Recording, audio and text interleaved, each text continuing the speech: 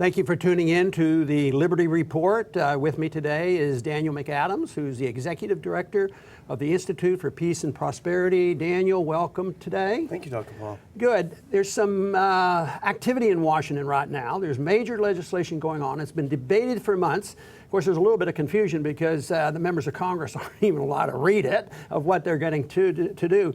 But it's this Trade Promotion Authority, and we know that. We've heard about it. While I was in Congress, I had to vote on it quite frequently, and that is to transfer power from the Congress to the President to design some trade agreements, which quite frankly is unconstitutional because the responsibility falls on the Congress.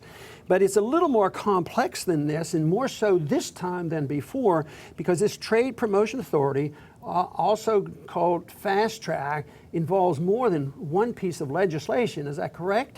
Yeah, I think what it would do is it would facilitate the implementation of 3 pending trade deals. One of them that we know very well is a Trans-Pacific Partnership, which is a U.S. trade deal with Asia.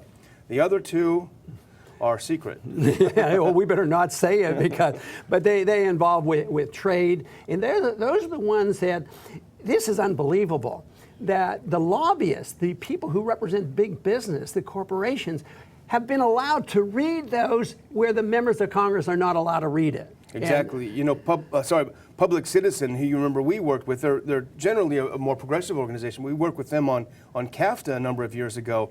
They pointed out on their website that 500 official corporate trade advisors have special access to the document. That is amazing. You know, this just came up in committee. I guess it was on the Rules Committee, where Congressman Burgess from Dallas pushed Ryan pretty much on this about it being classified. And Ryan, what does he really reveal with his statement? You know, it reveals a lot, because he said that because he was being pressed on why can't the members of Congress read that. And his quote is, "It's classified, it'll be made public once it's agreed to." Does that remind us of anybody who might have said something like this? You know, think about how much the Republicans pounced on Nancy Pelosi when she said, we got to pass it so we can read it, in reference to Obamacare. This just goes to show that the elites are really of one mind and one party. You know, the one thing that bugs me still, as much as it did back then, was the hypocrisy of it. So here they want to classify it and keep it secret. We're not allowed to do it. It's best for the country. It's for freedom and free trade. At the same time, when the president had a little bit of diplomacy going on, you know, the Congress came down pretty hard, though they might have been technically correct on knowing what was going on. But boy, they were demanding openness, transparency, nothing secret, don't say a word. And yet a president does have authority, I believe, to at least talk to another country and try to work things out. So in one time, yeah, they're for all this transparency. Another time, they want to cover up. But, you know, some people call it fast track, and it's a good descriptive term because they want to speed things up. But speeding it up is one thing. I think it's cover things up. That might be the more important thing. Dr. Paul, you've been through a number of these kinds of fights. We understand that the outcome of this vote is by no means assured. So you've been in the ring, so to speak, when these things happen. How would you explain to people watching what might be happening? I'll tell you what, today is a big day. They're voting on the rule, and it might be close. And if the rule goes down, of course, the ball game's over. And this is historic, because no president, and this has been going on for decades, getting this unconstitutional authority. If it goes down, it's a big deal.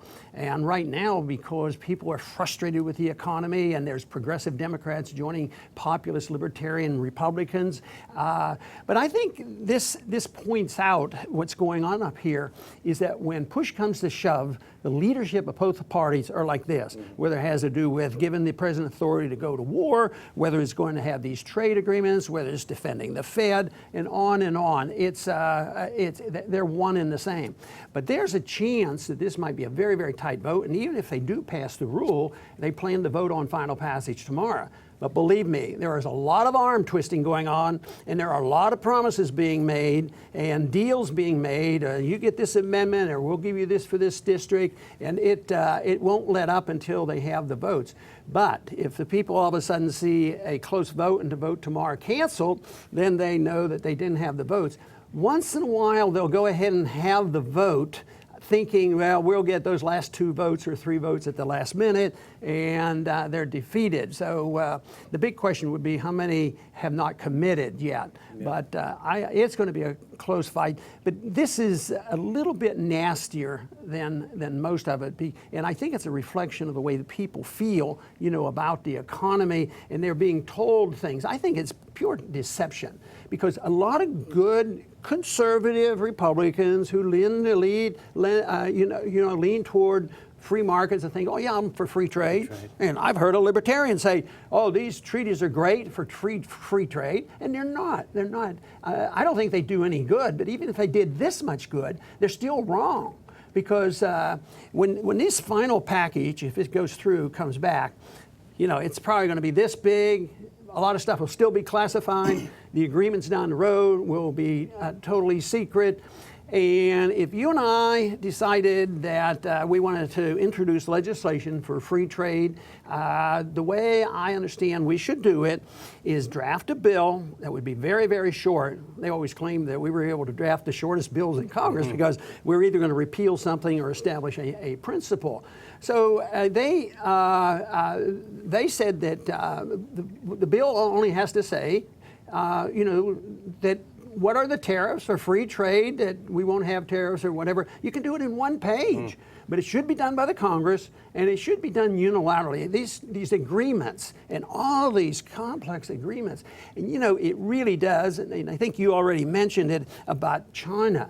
It's an exclusion of China. Here we are, we're shifting, the Middle East is in total chaos, and we're running out of wars to fight, so the peace president now wants to stir up trouble and take on China in the China Sea. I keep thinking us taking China on about those little islands they're creating. What if they made the point that, what if the world came down hard on us if we became a weaker nation? Say, hey, how did you guys get Guantanamo? Do you want us to fly over there and deal with that? So I think this has politics involved. I think it's trying to punish China, just as we have been punishing Russia. Of course, Russia's joining China, and it's a financial thing. So there's probably a lot of finances involved in this as well. The second largest economy in the world happens to be in Asia, as you point out, and that's China, the one country that's disincluded from the region. It's interesting, in 1984, George Orwell, when he talked about newspeak, it was the necessity to create an entirely new language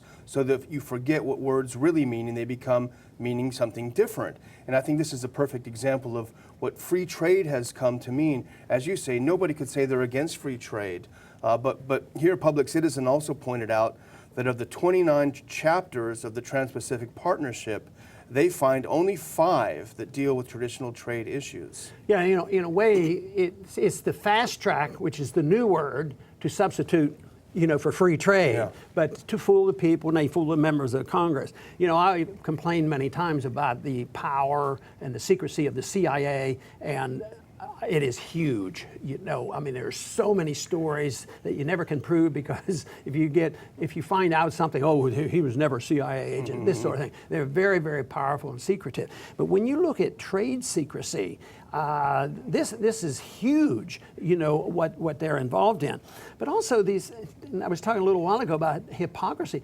What about the hypocrisy that they have, that they're willing to go along with this classification on trade information, and yet they're the champions to clamp down on NSA. Oh, they're spying on us, we want openness. At the same time, we're deliberately giving legal authority to the president. And of course, when you take it to the, if you take it to the Supreme Court even, like the American Civil Liberties Union did on secrecy, they don't rule on the Constitution, they just rule on, at that particular time, on the Patriot Act. Oh, the Patriot Act didn't give them the authority, and they ruled so-called correctly.